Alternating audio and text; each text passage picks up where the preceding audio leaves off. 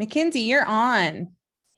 Hi, everyone, and welcome to our program tonight. We're going to just take a few minutes and let additional folks join the webinar.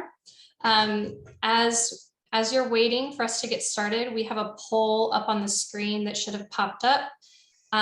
Please feel free to participate in the poll and send us your answers so we can get a sense of who you are. Thanks so much, and we'll get started shortly.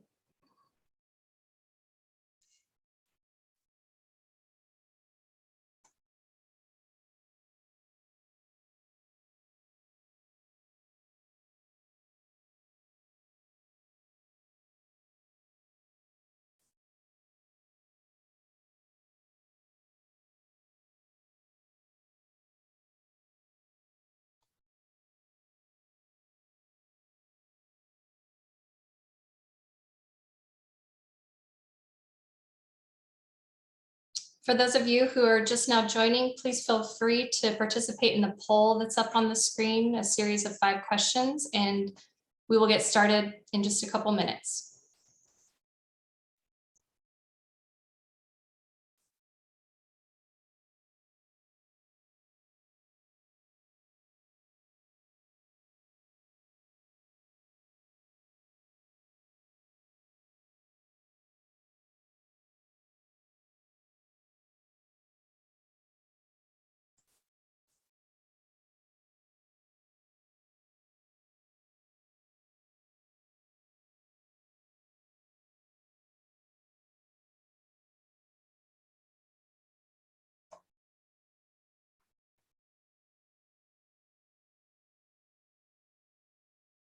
All right, we are a few minutes after the start time, so let's go ahead and get going. If you've just recently joined us, please do take a moment to participate in the poll questions that are on the screen.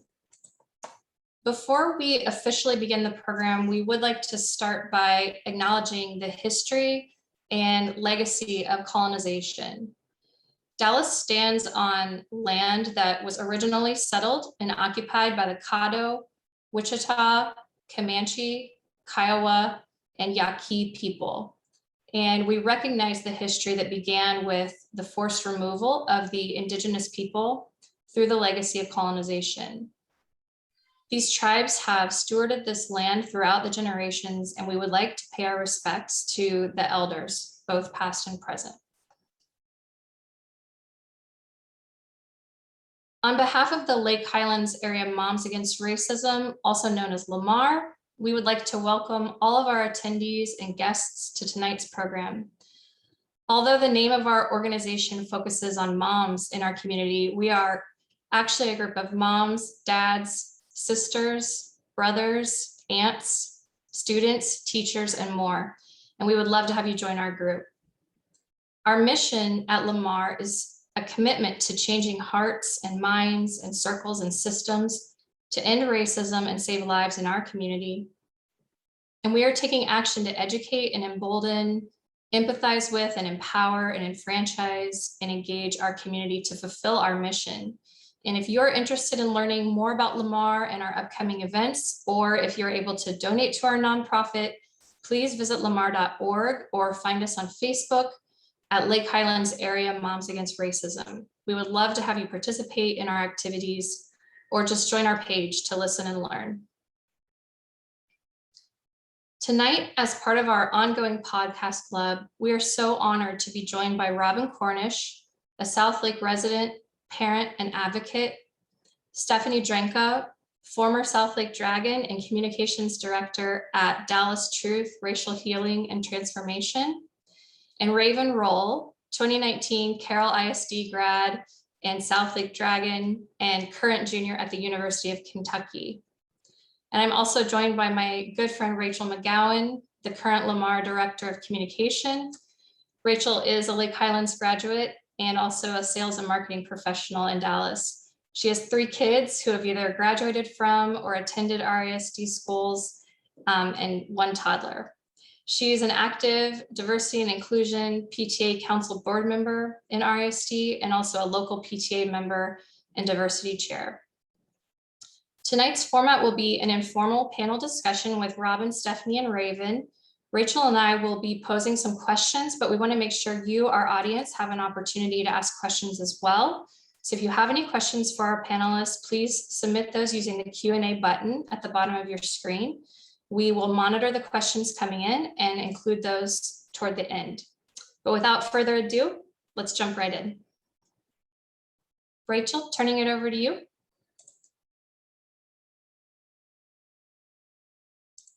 Awesome. Thank you, Mackenzie. That was great. Thank you, ladies, for all joining us. It's been a long while getting us to this point. We're all so highly anticipated this night. So thank you for coming. The first question, I'm just going to jump right into questions because we've all talked and kind of gotten to know each other a little bit. I haven't gotten to spend any time really to get to know Raven. And listening to your story, Raven, in the podcast just gives me goosebumps all over my body right now because I can still hear your voice describing the agony and the trauma that you were experiencing at school. And as a mother and as a young African-American female growing up in the predominantly white schools going through that, I can so relate to you. So anyway, I love you and I don't even know you. So my first question is to you tonight. And question is, as you look back, how did the trauma of the racist incident that you experienced and sharing them with others shape you as you've become a young adult?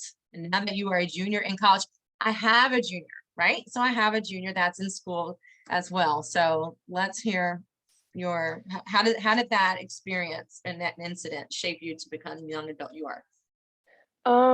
I think I've become a more cautious person over the years. Like I'm just more attentive of the people that are around me, even if they're not talking to me or anything. Like I just feel like I'm always listening to what people are saying. And I'm also a more like outspoken person. When I was a kid, I was very shy. I didn't like to talk, but now like I'm very vocal about my beliefs and what I want. So I think that's the biggest thing that it's changed about me. Wow. And that's incredible. I just, again, like I look at your face, I'm like, you are a junior in college. Like you're a baby to all of us, right? And we can all relate, like you are our kid. And I hate that you had to go through what you went through. And yet you are still going through, I know, some of those same hurdles that you've gone through. So Mackenzie, I will throw it back to you if you want to take the next question. Sure. And really, for any of these questions that come up, I know some may be more pertinent to one panelist or the other, but Stephanie, Robin, Raven, if there's a question that comes up that you want to speak to as well, just feel free to jump in. So our next question is to Robin. As you have shared your story and now, it's publicized in this nationally acclaimed podcast, it's been on national news. And as you've shared your story and the experiences of your own children growing up in CISD, how have you noticed the response to that being? Do you feel like some people are opening up to the importance of racial equity work? And on the flip side, what other kinds of responses have you gotten? I would say overall, I've gotten a positive response. And when I say a positive response, I'm referencing not just the people that were in the Southlake community, in the Dallas-Fort Worth area, and really, all over the United States. And I think that me sharing the story as a parent definitely has made people pay more attention, be more aware, but they've been very supportive. I think that it makes them heightens their awareness and makes them take a good, long, hard look at the education systems, that their children, on the flip side of, I believe that some people say it didn't happen. Of course, a lot of people in the Southlake area say it didn't happen. You get a lot of negativity because, as I said in there, I lost my home. So I ended up moving out of Southlake, but literally I was like 5 minutes away from where I used to live. And, you get that, well, if it was so bad, why didn't you leave? Well, you're at a crossroad where so your husband suddenly dies and you become a single parent and you want to, do what you can for your kids, so create for them as possible. So, really, I try to extend grace, and then a lot of times I just can't worry about it. Is that it's hard when things are thrown in your face and you have to deal with the reality that these things happen, for people who children were in the district at the time. And it's a kind of a reckoning. And so you can either look in that mirror and say, I could have done better, I need to do better, and I need to have a dialogue with my children, my adult children, or the children that I have now. Or, some people just choose to keep looking by that image in the mirror and act like it's not there.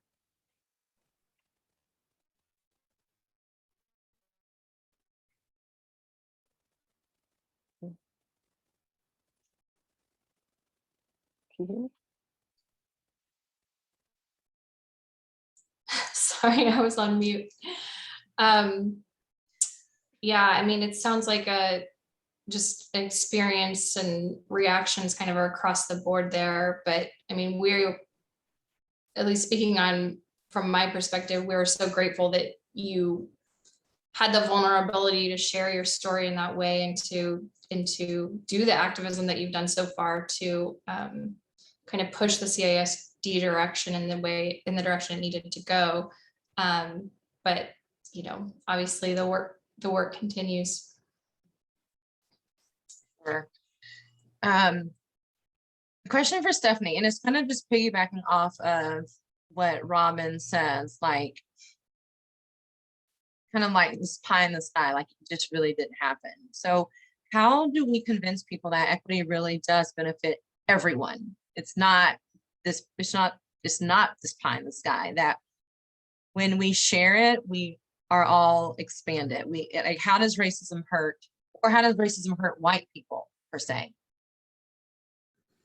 One really important thing about racism is to understand that it is not just interpersonal racism. It's not just the things that we see on social media, the interactions, the incidents of bigotry, the racial slurs. There's interpersonalized racism. There's the stories and the narratives that we tell ourselves and we believe about ourselves because of this false hierarchy of human value. And more importantly, there's structural, systemic, institutionalized racism, and that's really what hurts everyone. And so when we live in a system that is inequitable, we all suffer. And I think what is the hardest thing in Southlake is that there's a lot of people who have not experienced interpersonal racism, and they view Southlake as this excellent district that prides itself on the prestige of living there, and they don't realize that the wealth gap in this country is largely divided between Black families and white families have 10 times more wealth than Black families, and that doesn't happen by accident. And so when you have a community like Southlake that is predominantly white, because of the price that it costs to live there, you are benefiting from a system that has been inequitable. And really what harms everyone is the segregation that happened by design, but now we are living in it. And it's the lack of exposure to new ideas, to diverse cultures, to people that could really benefit, that you could benefit from having in your life. And it's the relationships, it's the cost of not knowing and being exposed to people that could really make an impact on your family and definitely on these kids' lives. And as Southlake becomes more diversified, there's an issue of representation. I grew up never seeing a Black teacher in the schools. I had one Asian American teacher in my entire time there. So there's a lot of issues that happen because of the design of the inequity.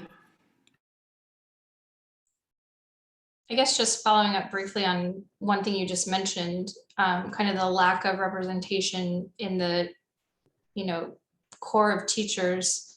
Like as a student who isn't reflected in the teachers that you're seeing in school every day, I guess Raven and Stephanie and Robin, if you got information on this, based on things that your kids have told you or personal experience, how does that make you feel, kind of sitting in the classroom kind of day in and day out? I mean, how does it impact you as a student? I mean, for me, I don't think it was something like I was aware of it, but I don't think it's something I thought about every day. But when I did have my first Black teacher, like I was so excited, and no one else understood why I was so happy to see a Black woman as my teacher. Um, but yeah, and there's always like in history classes and stuff, it's like when you start talking about slavery, then everyone looks at you. But like if you have a Black teacher or someone that looks like you, like you're not gonna have that experience.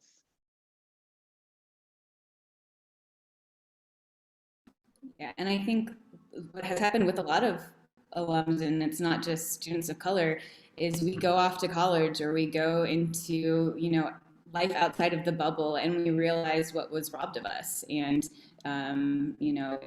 for me, when I went to school in Chicago, I chose the school because of its diverse student body.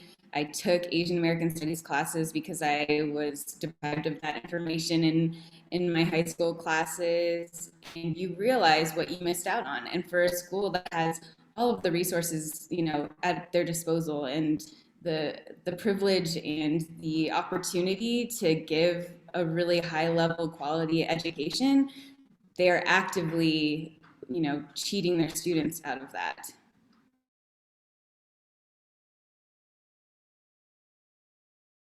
Um, I think for me, as I think about, I grew up in Chicago. My mom was a long time educator in the Chicago public schools, but I will be, transparent is that my parents sent me to private school. And so for elementary school, I went to the University of Chicago Laboratory School. So I did have the experience similar to what my children experienced. You had a lot of teachers, that were white. I remember I had my music teacher, Miss Stribley, she was Black, and then how exciting that was for me to see, have a teacher of color. But I will also say this, in going to the University of Chicago, yes, did I experience some issues with racism, but once again, you had educators there that even in, because I'm 52 years old, I said it's shameful that in the 70s and 80s, they were more enlightened because, of course, Chicago, yes, is diverse, but of course, at one point, it was one of the most segregated cities in the United States of America, but still in going to lab school and going to Luther South, they were more enlightened than what my kids experienced when they were going to Southlake schools. And I think that's what's most disappointing is that, you look back, I'm 52 and my kids are now in their 20s and we really haven't gotten anywhere. And I'm like, okay, what's happening here? But then, I deal with the guilt of, you want to give your kids, you want to always give them more than what you had or what you had. And, you come here, I think I was, kind of naive and thinking, things would have changed. You want them to have education,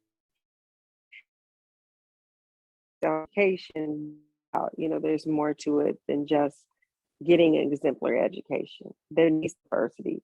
There has to be inclusion. There has to be empathy. We talk about social emotional learning, and they just didn't have that experience at Carroll. I was just thinking, like, just personally, my mother, who is a baby boomer, she's 72, grew up in Dallas, and she went to Booker T High School, and then schools were segregated, right? So she grew up having only Black teachers. And that was a way that our parents grew up. They had Black teachers. They didn't know anything different.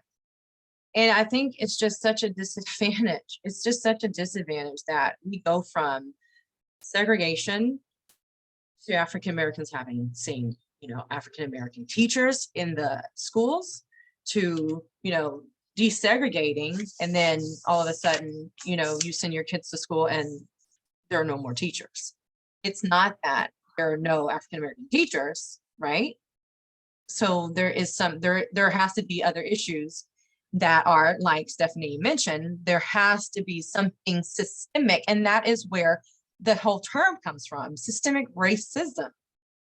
there's a system there. If the system worked for all African-American kids in an African-American institution, then why is it we don't see more African-American teachers or Hispanic teachers when those institutions existed for just those people at one place and point in time?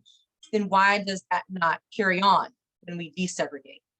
Well, and what's important, Rachel, that especially since you mentioned that, is the history of when there is progress, there's an incredible amount of backlash when that progress is made. So after schools were, more schools were forced to integrate, the Black teachers, they were a target for white parents that were, not happy with integration and not happy with their students being taught by a Black teacher. And we saw a lot of the same tactics being used, and Black teachers being, accused of not being good educators and being forced out of the profession, and, being in a very hostile environment. And so again, because we're not learning from history, we're seeing echoes of it now.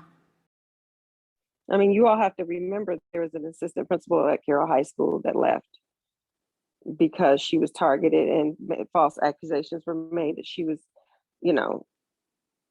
teaching, trying to teach, CRT, critical race theory. And I mean, they just, it was a witch hunt. It was a literal witch hunt, and they forced her out, I guess speaking a little bit about backlash, Raven, one of the things that, I think a lot of our participants have listened to the Southlake podcast or they're familiar with the story, but I think I would like to hear kind of in your words, after sharing your trauma that you experienced with the school in the hopes that that would make a difference. I guess, can you talk us through just kind of your experience sharing, a bit of your story, and then the reaction by certain parents and folks in the community, and just kind of how that felt, and if you would. I did receive a lot of love and support after the podcast came out, but of course I know there are people who are not happy with me about it, and we were kind of talking about it earlier, but there's just a lot of people saying that it just didn't happen, which in my case I think is particularly interesting since there's an audio recording of it. Like, you can't deny it did happen, you're listening to it. So I just don't understand like the mental gymnastics that people do sometimes to gaslight us. But for the most part, like, the people around me supported me, and like I felt so loved. I guess, how did it, from like the student perspective and the student body perspective, what was the reaction in terms of kind of this sense that the school district was on the track to adopt some of these cultural competency policies, and then all of a sudden the brakes are put on in view of the community's response? What were the students thinking and saying at that time? I mean, like, in the schools right now, I feel like my brother still goes to Carroll. He's a junior there. And he always says that like people don't really talk about it that much like at school. But I don't know. I think that's kind of a hard question to answer since I'm not like there anymore.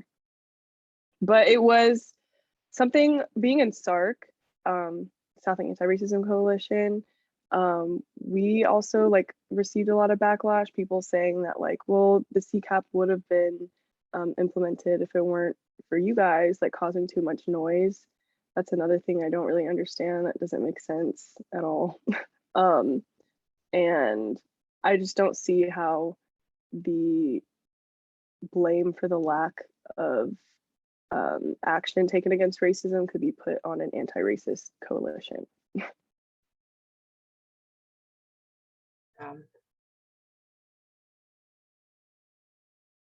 How is the, and Robin, maybe you can answer this. How do you see the activism within the Black or just people of color, like in the Southlake community? How's the activism there?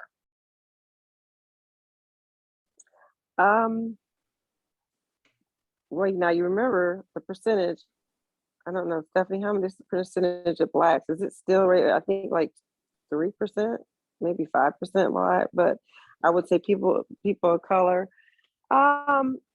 If I'm transparent, I think that more people have stepped up and gotten involved. But then I just spoke to a Black parent that said, I have a kid that goes to school here, and things have become so volatile here that they don't want to speak up or get involved. Or it's kind of like, I'll be behind the scenes, let me know if you need something. But let's look back, go back to in history. So what do we do? What did you do to, you think about slavery? So what did you do to that slave that fought back, that said, I'm not doing this? That was the troublemaker. You made an example of that person, which has been done to me and to, other, and I'm not going to just say myself as a Black woman, but to other, allies and people that, are for diversity and inclusion and equity for all. I mean, they've tried to make examples of us, they've bullied us and targeted us. So it makes it difficult for people to want to come forward and get involved. And, I have mixed emotions like that because, the way, I'm like, you stand up and fight, but I can certainly understand, because if you have kids that are in that district and you see the vile, evil manner in which people are targeting the parents, and hence will have their children target, and have their children target these parents' kids, you're kind of at a crossroads. You also have to, people have businesses and they don't want their businesses affected because you've got this group of people that, are just causing a lot of chaos and disruption. So it kind of makes, it makes, in particular, the ones I've talked to, some Black parents, and, parents, Latina parents, Hispanic parents, it just makes them a little leery to participate because they fear the retaliation against their children and themselves. I'm going to ask a really hard question, ladies. What is diversity, equity, inclusivity, or inclusion? What does this mean to y'all? Why is it such a scary thing? Why do people freak out when you say it's DEI, guys? Diversity, equity, inclusion. Like, what does the term mean to y'all? I think going off like my experiences in Carroll ISD, it's like no one was ever listening to me. I tried so many times to get help from people who said that it's their job to help me, and no one was ever even trying to hear me. So I think that's a big part of it. I think it's scary for people to not think about themselves and realize like there are other people in this community that we have to care about. And we have to listen to them and hear them out, at least. That's the least that they can do. Yeah, I don't think it's the words that are necessarily scary or the concept. It's the reason we need diversity, equity, inclusion. It is the reason, it's the fact that we have not had a diverse and equitable and inclusive country, institutions, and that people are challenging that now. And so to talk about diversity and equity inclusion to achieve the goals of DEI requires a redistribution of power, because power has been inequitably distributed and controlled by certain people in this country, and that is white, wealthy men, and white people in general have been able to benefit from this systemic racist system. And so DEI is, just another proxy for them feeling like they're losing something. It shows that we are, people of color are going to be the global majority in the foreseeable future. And they're afraid because they know what people of color have experienced in this country, and that there's a certain amount of responsibility that they have to admit and grapple with because they have benefited from that. I also want to add, just kind of going off of that, I think there's a degree of like humility that people don't want to face, like looking back on history and how that's affecting us today. They don't want to admit how embarrassing it is. So I think that's what's causing a lot of fear for people. Right. I think that, when you talk about diversity, equity and inclusion, that means your hierarchy has to go away at the end of the day. And you're no longer here and we're here. I think about, if you recall, you remember the book and the movie, The Help. And there's a scene where she says, they're talking about all these things that have taken place. And she says, the book is not about Jackson. And so that's how I kind of feel like Southlake is just, you can see through the microscope, this is what's happening in our country. And it's the fear of those wealthy white people feeling that the hierarchy is going to be taken away, that everyone, myself, Stephanie, Raven, we all deserve a seat at the table. And they don't want that. And so they're pulling that table away along with the chairs because they don't want us to have that seat at the table. They don't want to lose. It's about power and it's about control. And it's about not wanting to lose that hierarchy. It's about not wanting to give the same opportunities. I think for my kids, it's like they have cubbies for them that they, want them, the stereotypes that they want them to stay pinholed into. DEI also challenges their sort of ideal of meritocracy and excellence. Southlake, for example, prides itself on its football team, but they also had the resources to build, a multi-million-dollar stadium for their students to practice and play in. Like they don't, they're not ready to reflect on, the opportunities that they were given that gave them this excellence in these opportunities, and that those came, maybe not in their immediate lifetime, but definitely throughout history because of slavery, because of Jim Crow segregation, because of all of the times that we've exploited people of color.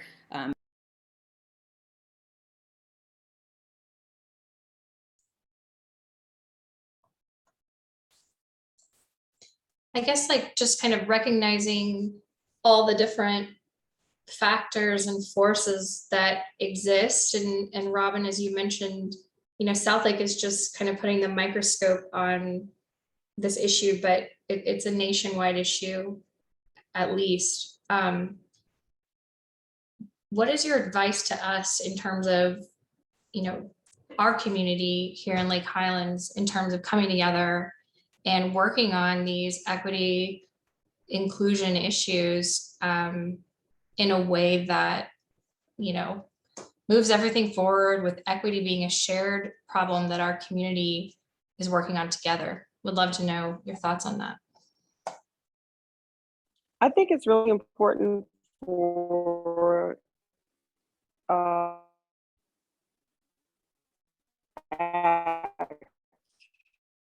and now come together. I think it's a time where you have to, that there's that loud crowd that's making noise that doesn't want to do this, so that you all have to come together and you have to talk about why this is important to you. You need to set goals for yourself. You need to advocate for your children and for the kids in your district. You have to advocate. And if you keep that at the forefront, you can power through this. But you got to realize that you're going to have pushback, but you've got to, it's like, I use the example of boxing match. You may get knocked down, but don't let that defeat you. You all got to go back to the corner. You got to strategize. Those that may be bringing, everybody's going to bring something different to the training session. So that you can go back out there and fight, regroup and go back out there again. But you've got to advocate. You can't back down. And you have to remember why you're doing this, because we always say the kids are our future. And if we don't shift things, if we're not the ones making, that push back and say, no, things have to change. We have to do better. Because when you know better, you do better. And that's what you have to do. So I would say you've got to mobilize, come together as a group, talk about what your goals are. And I'm going to be really transparent with you. I think that because, you know, you have Black people, you have white people, you have Asian people, you all have to, I think you have to kind of talk about your biases that you may have in here too. Because that can kind of, when things get tense and tough, sometimes those things that we have in us start to unearth themselves and come up. So, you know, you've got to have some really, you have to have dialogue with one another and say, kind of put things out on the table and talk about them, because that's how you learn from one another. You understand each other, you kind of hold yourself accountable, and then you say, okay, this is me, these are the things that we need to work on so that you can be even stronger and go back out there and do the right thing.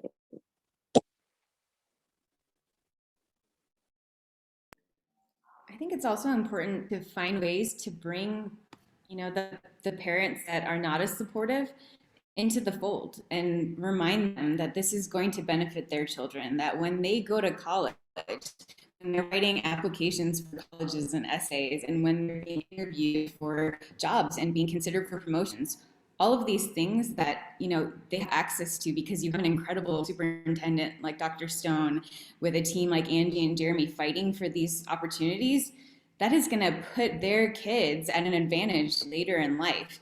Because, regardless of what's happening in Southlake or what the opposition wants to happen in Lake Highlands, the rest of the world is progressing. Like, this is inevitable. We have started to reckon with our history. And even though there's a backlash, I believe that, right will win. And, this is a chance for them to learn and for their children to be, at an advantage later in life. So the more you can do to bring people and to remove some of the fear, I think is really powerful. And remembering that you have incredible advocates in your districts that I wish I had when I was in Southlake as a student.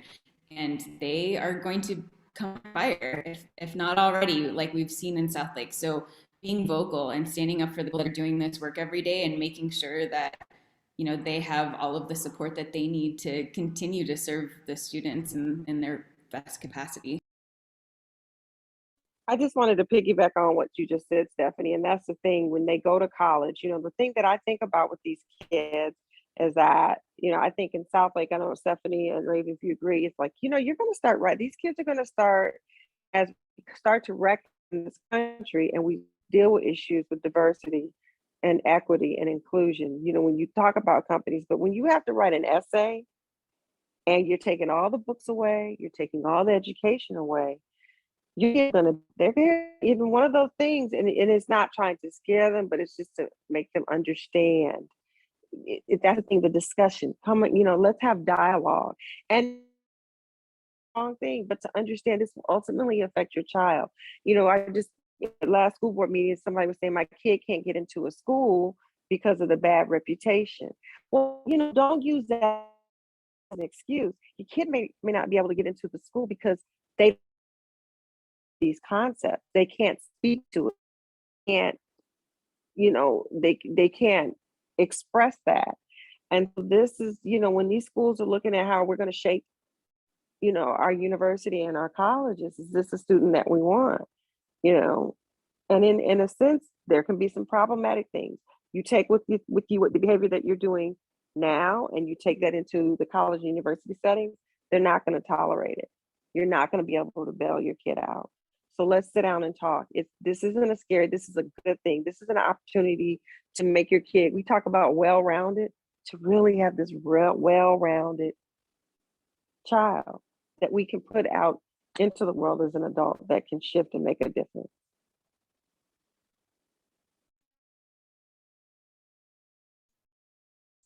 So we have about 20 minutes left. I just want to remind the audience, and we're starting to see some questions coming in, so thank you very much for that. But if you guys do have questions out there in the audience, please send those in, and we'll try to get to as many as we can.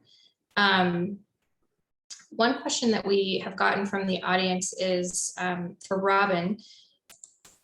And the question is, Robin, how did you feel about the podcast that targeted you? Did the people who produced that podcast ever reach out to you? And the person who asked the question also said, kind of an observation that they have is that they see kind of white folks saying that, you know, if they've done something nice for a Black person or a favor, or they have a Black friend, and that somehow means that they can't be racist. And the person who asked the question, it's anonymous, indicated that that's what they thought the podcast was kind of alluding to, that was attacking you. It was like, well, the community's been so nice to her, so why is she acting like this? But would like to know your reaction to that. So I know I refuse to say that individual's name because I don't want to give him any more attention.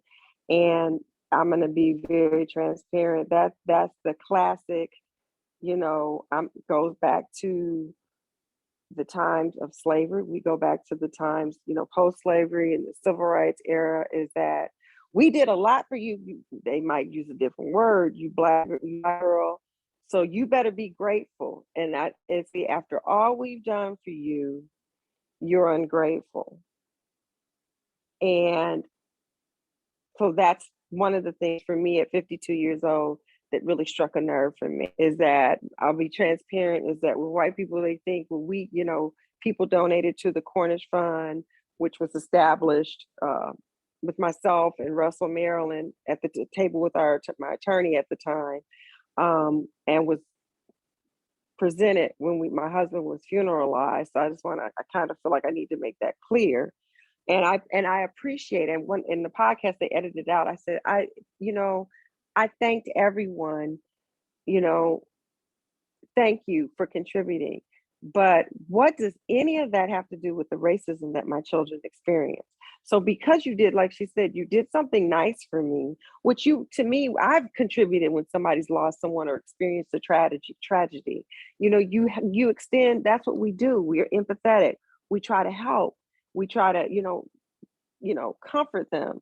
How is it that is, because that was done, it's null and void? It doesn't matter what happened to your kids. The racism that they endured and the discrimination that they endured, you have to take that off the table. It doesn't matter because we did this, this, and this for you. And so, yes, what they're saying, they're right. That's how very much it was presented. And we remember, once again, they see me at the end of the day, as a threat. So you're going to try to discredit me any way that you can. When Mike Hicksonbaugh came to me with this story, and you hear it in the podcast, I wasn't like, pick me. He came looking for me. This kind of evolved. And sometimes I say, God, why me? And it's, God's like, why not you? But as he began his research and saw me speak and the stories and what happened to my husband's plaque, I mean, even that, people were saying it had to be somebody from the outside that carved those horrible things into the plaque. Well, his picture, now there's a separate plaque with this image on it. There was nothing on that plaque that indicated it was a Black man. So you had to know who he was to do something so hateful as that. So I do feel like they see me as a threat. They feel like I am, I've opened up, I used to always say it's the dirty little secret. And I have, and myself, along with Raven and others, courageously have pulled back the blinds. So for everybody to see that everything that glitters is not gold in this place. It's not gold at all. So he sees me as a threat. He's trying to discredit me. And they're just trying to me, I think, maintain that, that dragon pride, that good old boy pride. That's what they're trying to maintain.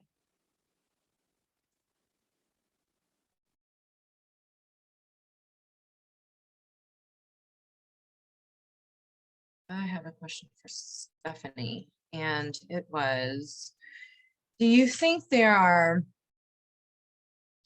do you think there are louder voices in this crowd than other voices? So, and what voices are those that are being heard?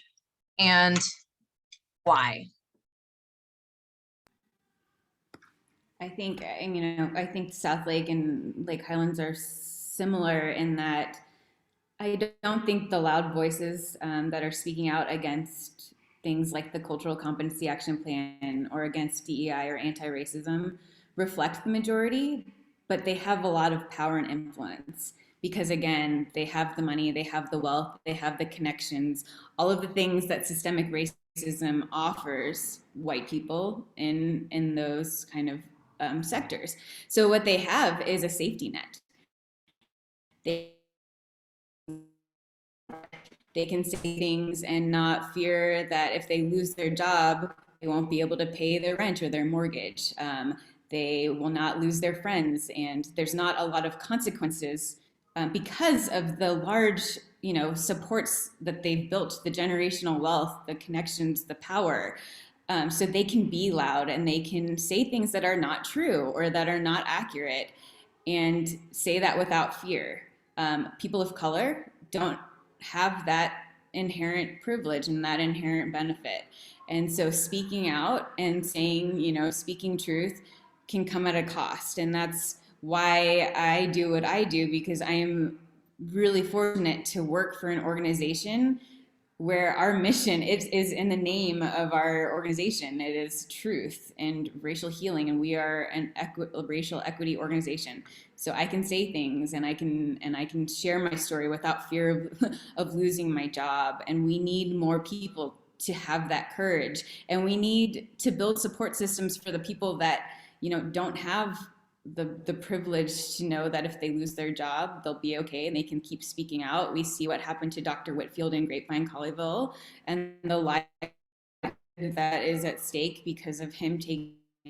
What can we do to make sure that people aren't?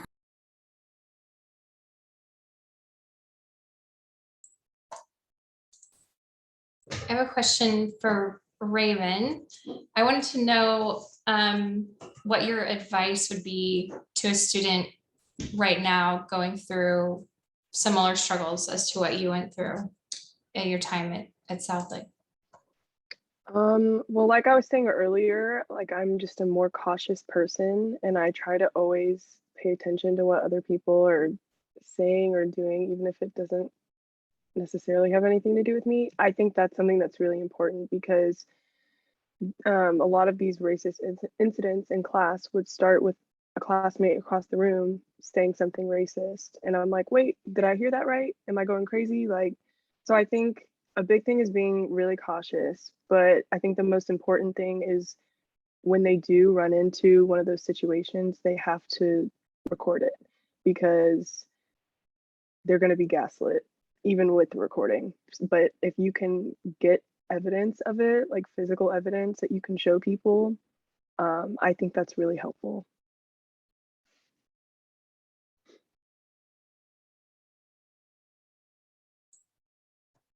Thanks for that. And it also kind of goes to the prior point that Stephanie was making too, and the question that Rachel asked in terms of whose voices are louder, and it's also, the recipient of the information, like what voices are we hearing, what voices are we believing, what information are we receiving, and what information are we acting on.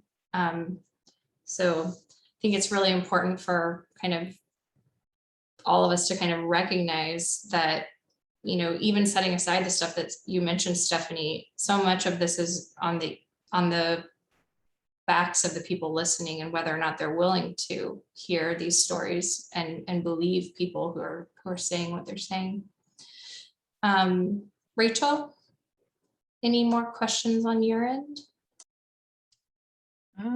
Yeah, we did have one from the our audience, and it was, how can allies, or this is, to me, this is not just a white and black issue, right? So how do allies help in this, and what part can they play, and what role can they play in this?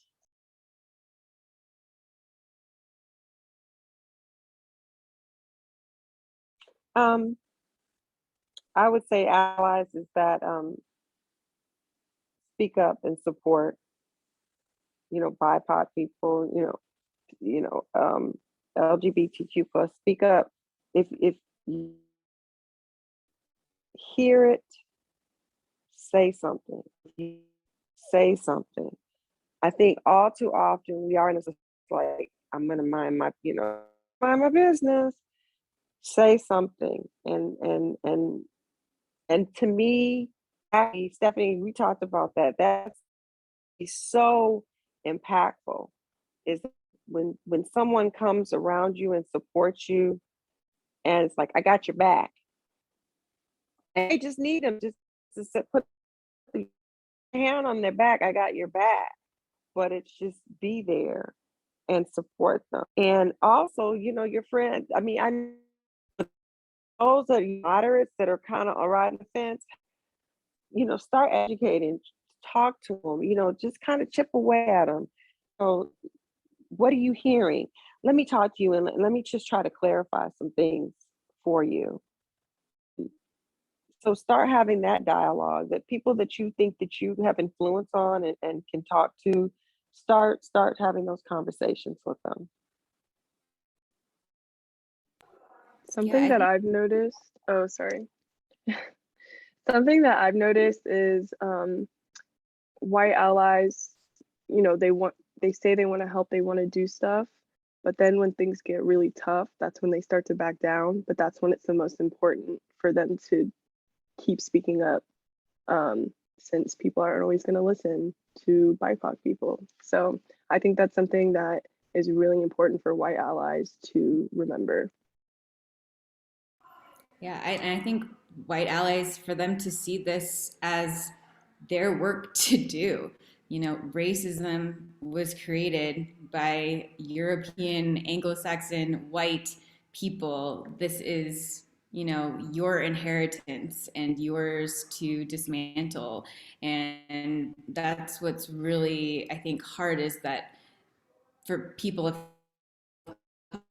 this is life and death for us. We want to choose to sit back and to relax, and to choose when, to be courageous and when to fight and speak up, because if we don't, there are some really serious consequences. And so until white people feel that same level of dedication and sort of buy-in, and I think it's going to be really challenging. And on that note, like, acknowledging the work that people of color have been doing and the cost that it takes on them emotionally. And so whatever you can do in your friend circle, in your community, to really advocate for community care and, offer support in, different ways, even, checking on your friends to see how they're doing when you see headlines like what are happening in Southlake, like how triggering that is for every student that has gone through Carroll, that has experienced racism, to then hear our mayor and our school board members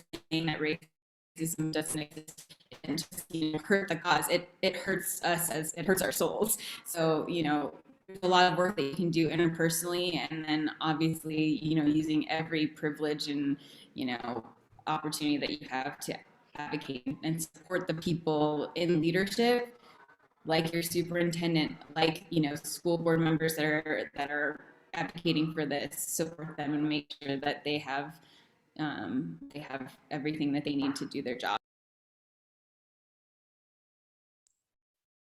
Along those lines, one of the things that was on my mind when I listened to this podcast is just thinking about how misinformation really took hold across the community in Southlake, and the notion that there was really this kind of national campaign involved in this community school board election just shows how easily the narrative can get twisted, how intentions can get twisted, and all of a sudden we have some, kind of boogeyman, scaring threat that allows people to really rally in a way and kind of organize and try to be against these policies. I guess, we have similar DEI policies being promoted in our district, and I want to think about, or what advice do you guys have for all of us to control the narrative and make sure that we don't allow misinformation to take hold in our community.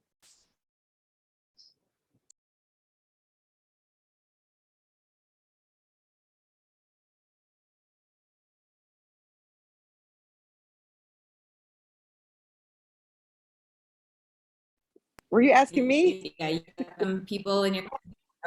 I just threw it out there, sorry. But yeah, I've Okay, seen, I'm sorry. I was like, I've seen Stephanie, people from Richardson in your area saying that, you know, social emotional learning is critical race theory. There's a lot of crazy things that are being said in your community that are, you know, very, and you can't let slide. You can't sit back and just say like they're crazy and like let them view all of this misinformation, because they have an audience. And if you're not saying something to counteract that, and if you're not learning and educating yourself on the history and the facts in your community, you know, the fact that Richardson is on stolen land, like I'm really grateful that you guys acknowledge that. That's information that you're not taught in most schools. And so, you know, giving yourself everything that you can, all of the resources and facts to counteract that misinformation. You know, when somebody attacks SEL, you know, there's a huge initiative that Dallas ISD and Big Thought and the Wallace Foundation have done, where there's research now on the benefits of SEL. Talk about that. Talk about how that benefits students, you know, academically. Like, all of these things, don't let it sit there, because it's going to get into the hands of someone with a lot of influence. And it's going to end up on the national news somewhere, and somebody is going to believe it as fact. Do not let it sit there without being countered. And it that's what I already would say. has. Challenge, yeah, challenge. You have to push back. And be that if you have to go to a school board meeting, if you have to spend some time together, you know, some type of media to get it out there, but you have to challenge, and you have to say, we're stopping this right here. We're just not going to let this narrative continue.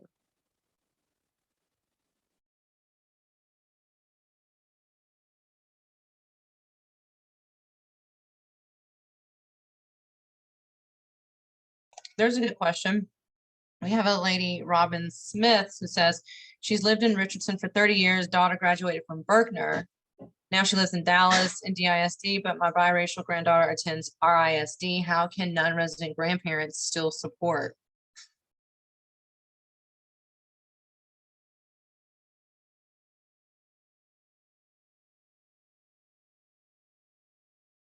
So she's obviously, your daughter's going to school,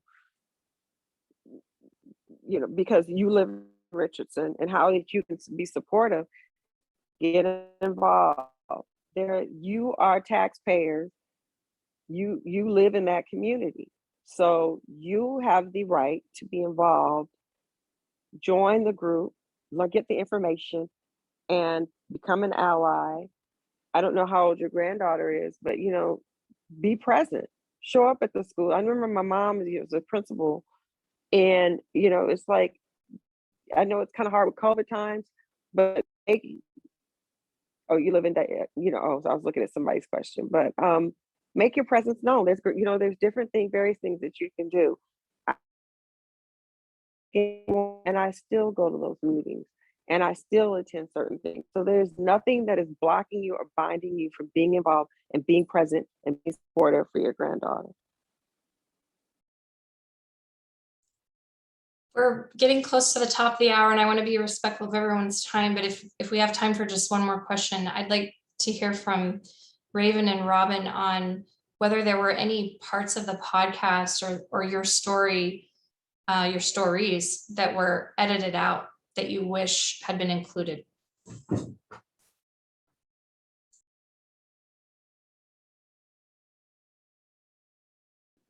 I'm trying to think of something, because I mean, it was just such a little part. Like, I know there's more stuff that they could talk about, but I'm trying to think what part.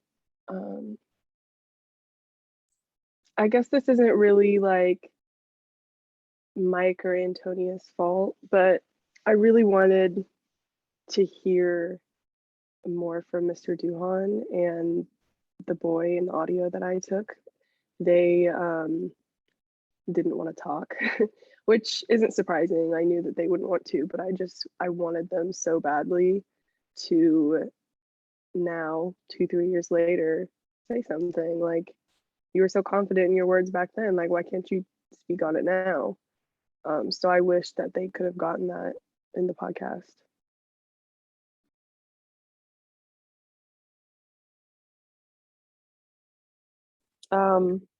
Yeah, I'm like you, Raven. I'm like trying to think. Um, I really, I think they did kind of play the clip that I talked um, about Frank, and actually, Lowry and Rachel were able to see the plaque. I wrote that verbiage, and the city council signed off on that verbiage about having a diverse and inclusive environment and what Frank believed. But I really wish that they had highlighted more when Stephanie talks about, you build things on the backs of Black people. This Black man came into the community and he was very impactful in the things that he did regarding parks. Everything was dedicated to the children. When he was on the Carroll Education Foundation board, he was the one that would push back and say, no, we're not going to dump the money into the football and athletics. Let's put money into fine arts. Let's look into, other, we knew academically they were there, but he said, you really want to have a well-rounded school district, and you do not want to, he was really, intent on environment that true, like you said, that's not their fault. There's only so much they can do, but I really could emphasize that and that community.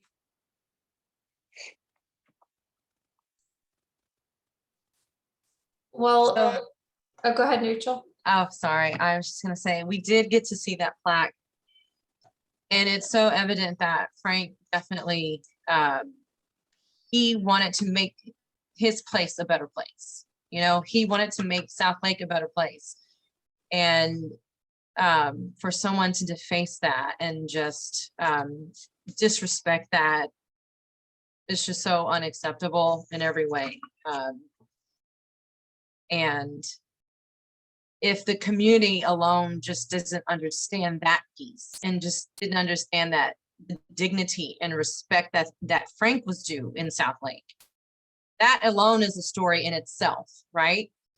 So kudos to you, Robin, and your family. Just hats off to you, and thank you so much for sharing your family, for your Frank, and your kids with Southlake, Texas. It's a better place. It truly is a better place because of you and your family. They may not know that right now. And just to say real quick, we're about past time. Stephanie was, I don't know, I think you all said it. That was my neighbor. Stephanie, her parents, they were my neighbor. And I remember my kids, I just want you to know, Stephanie always looked up to you and your brother. I mean, they really did. And I think for me, it hurt, and the things that you shared, I wish that I had been more aware. I wish that Frank had been more aware so that we could have done more back then.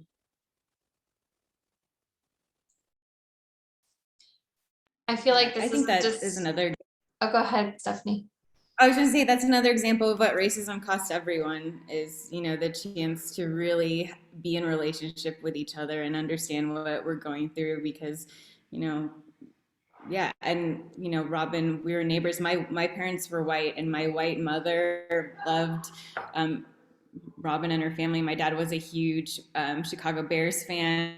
So he was really excited when Frank Cornish moved across the street from us. And, when the community is facing what it is now, you miss out on the chance to build really important friendships and connections because of the divisiveness.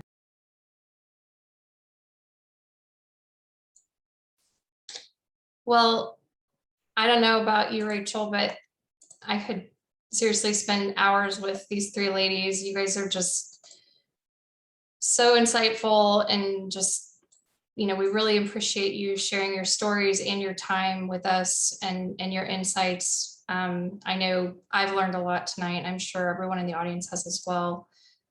So thank you very much for taking time out of your busy lives to join us in our podcast club. It was really an honor to have you here. Thank you. Thank you guys for coming. Especially you, Raven, you're super cool junior college student. I mean, who would Thank take out the you. time to spend with us tonight? So thank you Thank so you. much. Thank you And for inviting Stephanie, me and having me here. for sure. And Stephanie, you are amazing. Thank you so much. So for everyone in the audience, please, if you're interested in participating in additional podcast discussions or in any way with LHAMAR, do seek us out. We would love to have you join our little community. We plan to have some follow-up discussions kind of informally within our community, little neighborhood chats. So be on the lookout for those if you're in the group, and we'll get those set up as well. Thanks for everyone who came tonight, and we'll see you guys next time.